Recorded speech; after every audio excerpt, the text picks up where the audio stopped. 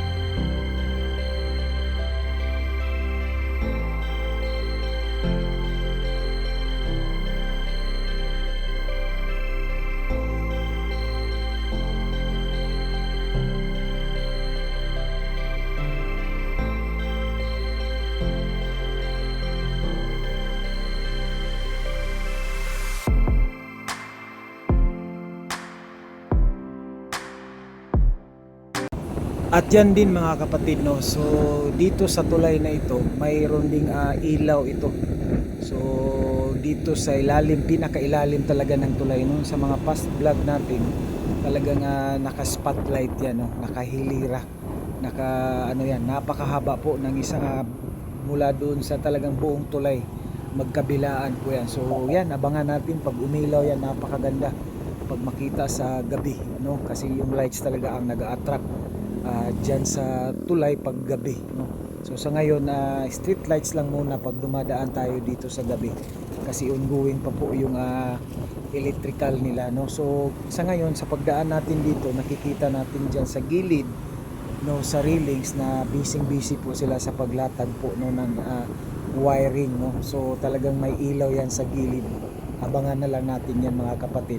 Aside dun sa ilaw na maraming color yung sa keyboard stage, no, sa gilid din ng railings may ilaw din yan at saka sa ilalim, no. So hindi pa nila na-itap yan siguro kasi yun nga ongoing, tinitesting, tinatap pa nila, nag-i-installation pa sila.